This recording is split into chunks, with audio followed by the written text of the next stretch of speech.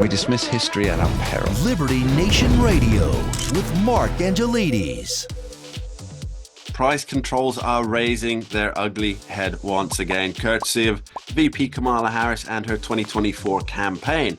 Now, the world has reacted to the idea of price controls on various goods with, well, let's be fair, abject horror. And to join us and to discuss this, plus the historical and current implications of such measures, we're joined by Liberty Nation's economics guru, Andrew Moran. Thanks for being here, Andrew.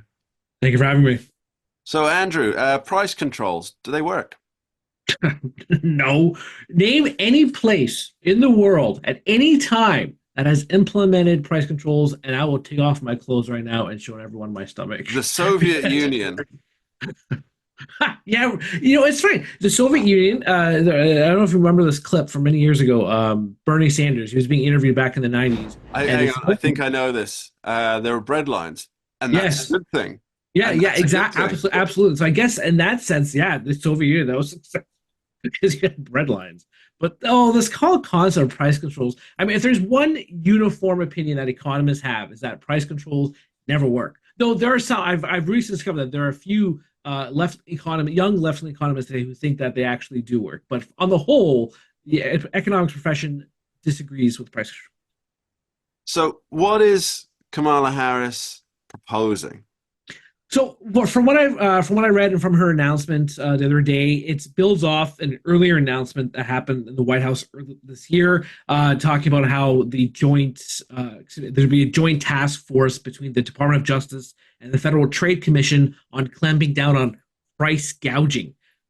That's been the go-to excuse these days among administration officials of why inflation remains rampant, why it remains above trend, and why food prices are still high despite all the wonders employed by the current administration. But that's the seed. Those are the seeds to eventually exacerbate the government regulations and raising prices and all that hot garbage that comes out of the think tanks in Washington.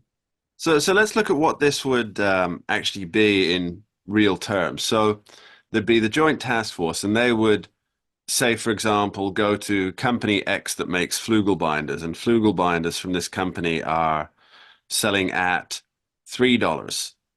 Who determines that that's overpriced? Yeah, absolutely. That's the question, because it's quite arbitrary to say, oh, this company is selling apples, they're selling it 5 cents over whatever price that they think is wrong. But how do they know what the actual price is of the apples or the oranges or whatever the case? Because here's the thing.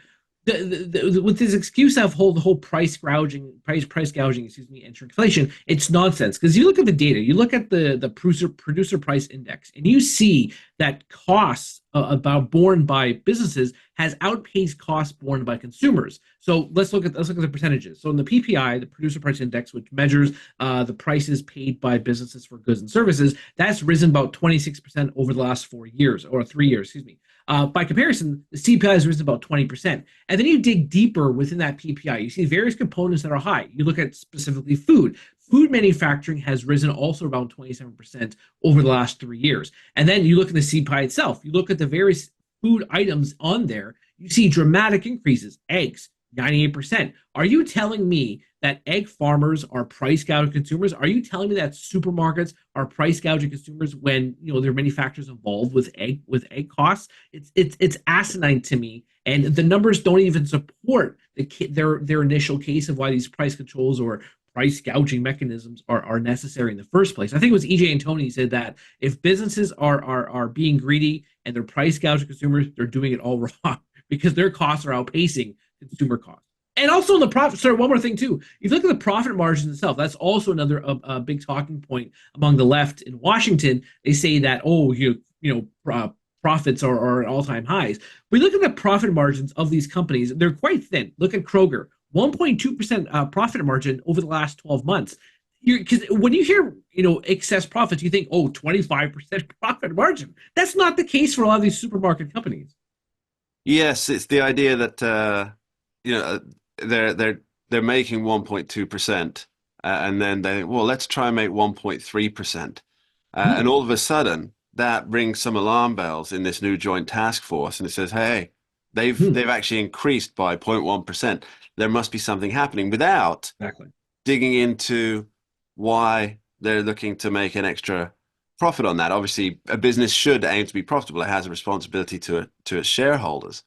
Um, And to stay open to feed customers. yeah, I mean that's just a byproduct, right, of operating a company. Is that you actually feed your customers. But yeah, it does seem that in so many ways this is a flawed concept from the ground up. Not specifically Kamala Harris's specific policies because and how that worked, because she hasn't spoken or written, this is precisely how the process will appear. But price controls in general, we've had historical examples, even in the United States, haven't we? Yes, exactly. John Clary is our national correspondent. He recently wrote a fantastic article about inflation, and in his article, he was talking about a great Milton Friedman book called Money Mischief. That forced me to take another look at the book. And there's a great passage in one of the chapters talking about how governments, politicians, they always try to find scapegoats for their own inept policies. So this book is written in the 90s. 30 years ago, he's talking about, oh, the government's blaming speculators, the government's blaming greedy businessmen, the government's blaming, Arab sheiks. You go fast forward, it's the exact same case again of governments blaming greedy businessmen, greedflation, all that nonsense. But yeah, so over time, yeah, the United States has imposed many incarnations of price controls. Even FDR, many people don't realize he imposed price controls of a price minimum because he didn't want deflation. He wanted higher inflation rates to stimulate the economy. So a lot of farmers had to kill their cows, dump their milk. So that was the other side of price controls. But Richard Nixon, he was the most famous example with the Nixon shock. He imposed price controls on wages and goods and services. Jimmy Carter, price controls on oil. And so those, at first, they seem to be workable policies. The public love it because, of course, they're paying lower prices. But eventually, once you put the neck, you take your foot off someone's neck, the pressure is going to start building it. And you saw that within the data. Inflationary pressures resuscitated immediately after those price controls were implemented. And then, of course, you have the other effects of shortages. That was another thing. A lot of people, when those price controls happened, they flooded supermarkets and they tried to get as much goods and service, many food items as they could. And then eventually, of course, price controls are gone after 3 months under Nixon. And then you have, you're trying to have the marketplace catch up on refilling stock. So let's break this down. If there's a price that the US government, the departments within the US government would say, this is a fair asking price for this, and anybody who goes above that will face some penalties or something from that particular department. And then the other aspects of the business. So, for example, energy prices are a big expense for every business. Regulation, taxes, red tape, all these other things that add to the expense side of the margin.